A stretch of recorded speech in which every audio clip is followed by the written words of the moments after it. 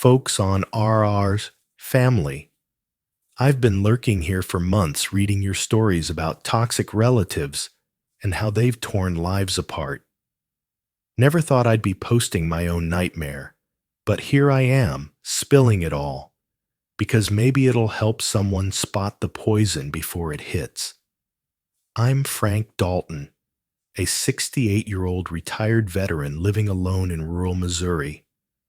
My heart's been giving me trouble for years. No more whiskey for me doctor's orders. I raised two boys after my wife Linda passed 5 years ago in what they called a car accident. It looked straightforward back then, but hindsight's a cruel mirror. My oldest Jacob drifted away after her death, chasing some vague resentment I never fully understood. My youngest Alex stuck closer at first, but Jacob's influence pulled him into the shadows too. We had traditions, once Sunday dinners on the porch swing, listening to crickets fill the silence like old friends. Now that silence paces the house like it's waiting for something to break. On my 68th birthday, a package showed up at the door. No fanfare, just a plain box with a note taped to the side, "Happy birthday." The handwriting hit me like a ghost Jacob's, no doubt. Those sharp loops on the P's, the slant that always looked hurried. I hadn't seen his script in 3 years, not since he skipped Thanksgiving and let the calls go unanswered. I tore into the box, and there it was, a limited edition bottle of Whiskey Deep green label with gold lettering that caught the morning light like it was holding fire inside. The wax seal on the cork was smooth under my thumb ridges, pressing into my skin like a secret. Beautiful thing, the kind you'd display on a shelf. But Jacob knew I quit drinking after the heart attack. He'd been there in the hospital, thumbs flying on his phone, while the doc listed what I'd lose if I wanted to see 70. I told myself he was distracting himself. Now I'm not so sure. I set the bottle on the kitchen table. The clock ticked steady, deliberate, making the empty house feel even hollower. Whiskey used to be our ritual.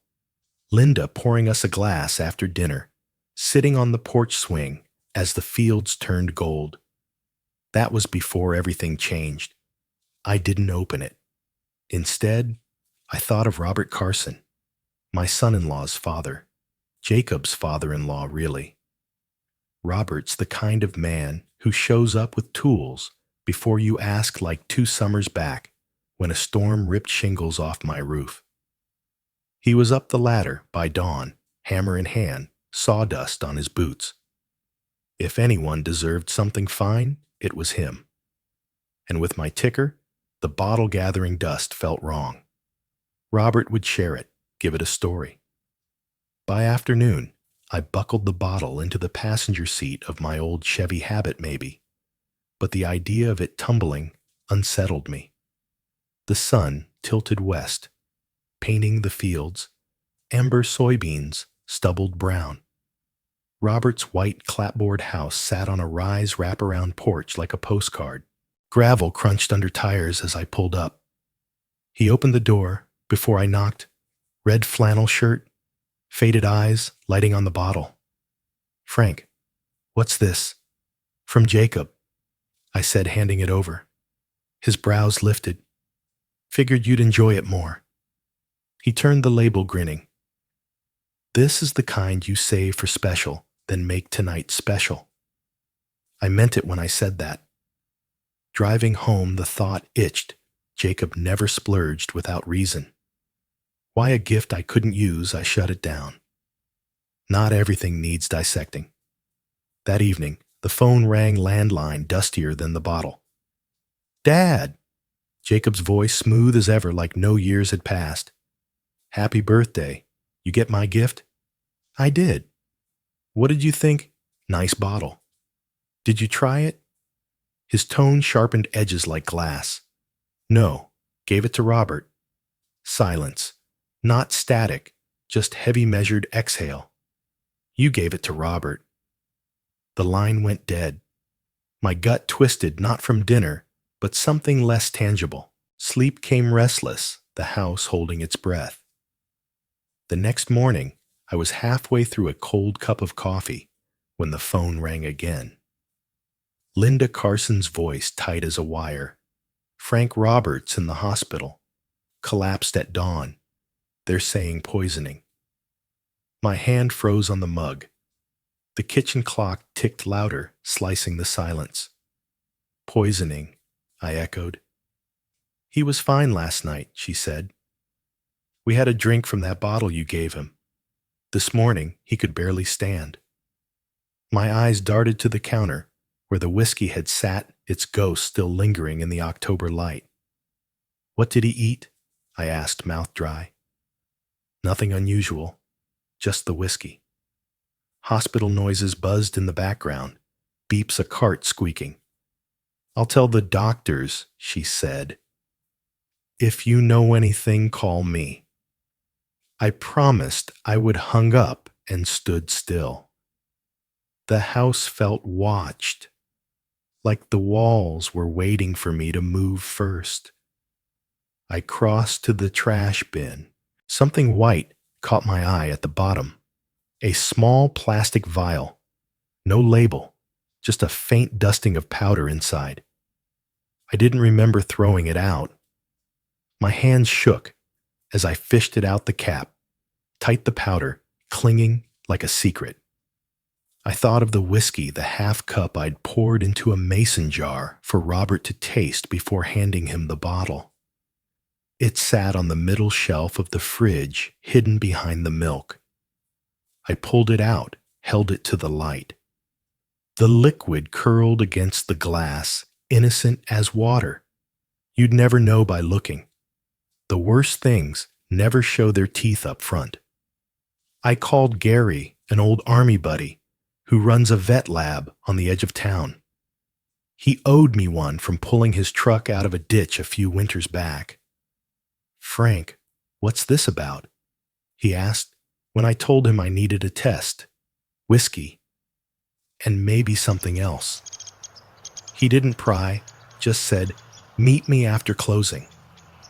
I drove out with the mason jar in a paper bag, the vial tucked in my pocket. The lab smelled of disinfectant, sharp and clean. Gary took the bag, his lab coat wrinkled over a sweatshirt. This the kind of thing I'll regret. Just tell me what's in it. He nodded and disappeared inside. I sat in the truck engine off, watching the sky bleed out its last light. Jacob's voice from last night replayed that long, heavy pause when I said I'd given the bottle to Robert. My stomach tightened. Gary called the next day. Frank, you're not going to like this. White snake root in the whiskey. Enough to stop a heart like yours or Robert's with his pacemaker. I ran it twice to be sure. I closed my eyes, the phone heavy in my hand. You said Robert drank it? Yeah. And you didn't? No. He exhaled slow. You dodged a bullet, Frank. I didn't feel lucky. I called Detective Reyes, told him everything. The bottle, the call, the vial. Don't touch anything, he said. I'm coming over. He showed up in plain clothes badge on his belt and bagged the vial and jar like they were live grenades. We'll send these to the state lab, he said, eyes sharp. Anything else? I hesitated, then handed him a photo of the package's note, Jacob's handwriting unmistakable. This came with it. He nodded, no surprise, just work. That afternoon, I drove to the hospital. Robert looked washed out, his skin a shade lighter than the pillow. Monitors hummed, keeping his heart honest. Linda sat in a plastic chair, hands clasped like she was holding the world together. They found a plant toxin, she said. They're still testing. I stepped closer to Robert's bed. His hair, usually neat, fell across his forehead, making him look fragile in a way I'd never seen. "Frank," he whispered, "you didn't know." I didn't answer, just gripped the bed rail. Blood's not the only measure of family, but it's the one that cuts deepest when it turns. Reyes called that evening with a warrant for Jacob's place. "Got it fast," he said. "Gary's test gave us probable cause." The search turned up a notebook in Jacob's garage, handwritten coded. Dosage notes, initials FD for me, RC for Robert. Then the first twist, hit like a sledgehammer, LD for Linda, my wife dated 5 years back, around her accident. A cold realization sank in. Her crash wasn't a crash. White snake root, same poison, same precise dose. Jacob hadn't just tried to kill me, and Robert, he'd likely killed his own mother for her share of the family farm. My chest burned, not from my heart, but from rage. In America, we honor our parents. We don't poison them for land. This wasn't just betrayal. It was a knife through everything we hold sacred. Then Alex, my youngest, called voice shaking. Dad Jacob made me keep quiet about Mom. Said it was an accident, but I saw him with those jars in the garage years ago. I was too scared to talk. I gripped the phone. "You're talking now. I'm with you, Dad. Whatever it takes." Another twist my own son manipulated into silence by his brother, carrying that guilt for years. I recorded Jacob's next call. His tone, smooth but sharp. "You didn't try the whiskey, huh, Shame?" The pause after felt alive, like a snake coiling. I sent the recording to Reyes. The porch swing creaked outside, no wind I could see. Silence wasn't just a habit anymore, it was a warning. The days after the hospital blurred into a haze of coffee I didn't drink, and a legal pad I filled with questions. The house wasn't quiet anymore. It pulsed with unease. The porch swing creaked at odd hours.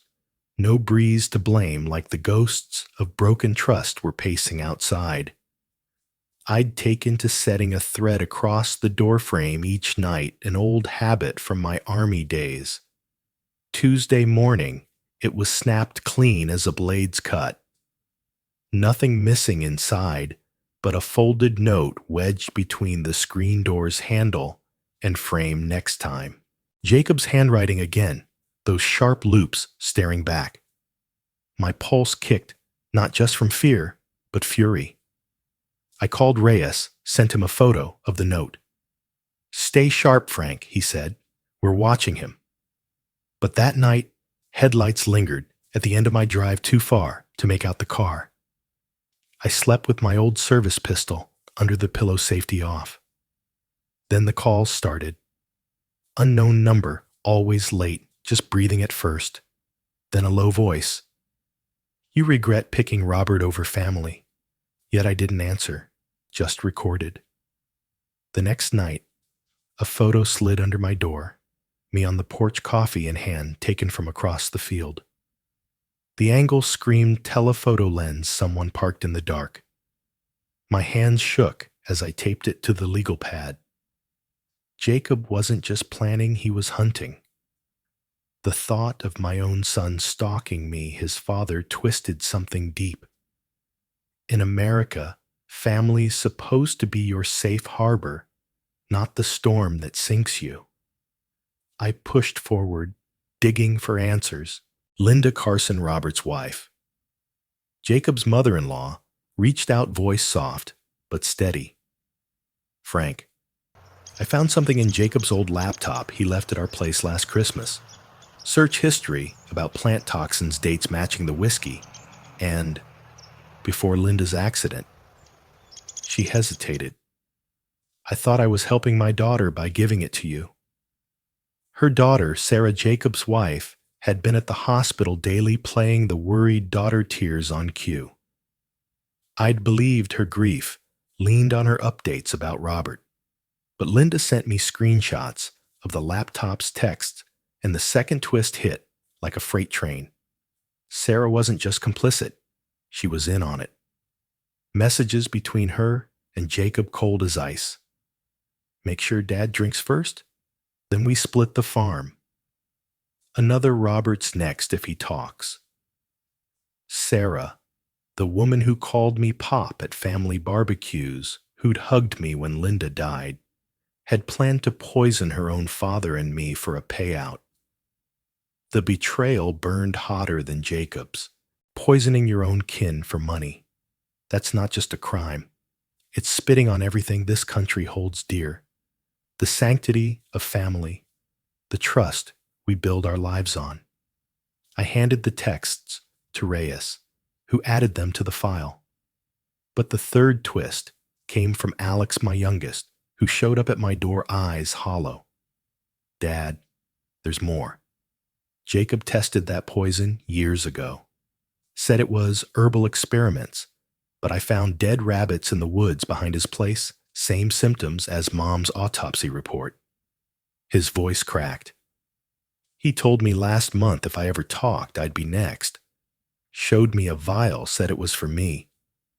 I stared at my boy, his hands trembling, like mine had at the hospital. Jacob hadn't just betrayed me. And Robert, he'd turned on his own brother, threatened to erase the last of our bloodline for control. It wasn't greed anymore. It was a sickness, a man wearing my son's face, but hollowed out by something darker. To Americans, family's a bond. You don't break, not for land, not for anything. Jacob had crossed that line, then burned it. The trial came fast. Reyes had built a wall of evidence, the notebook with dosage notes, the vial from my trash, the whiskey's lab report, Sarah's texts. Jacob sat in the courtroom suit, crisp face blank, like he was waiting for a bus. Sarah sat beside him, eyes down, playing the victim. Their lawyer, Caldwell, tried to spin it, called me a bitter old man, inventing conspiracies to disown my son. I gripped the bench knuckles white as he smeared my name. But then Alex took the stand, the fourth twist breaking the room open. Jacob made me lie about Mom's crash. He said, voice steady despite the shake in his hands. I was 16. He said if I told, he'd make sure I didn't see 17. I saw him mix something in her coffee the night before. Same smell as those vials. The jury shifted faces, hardening.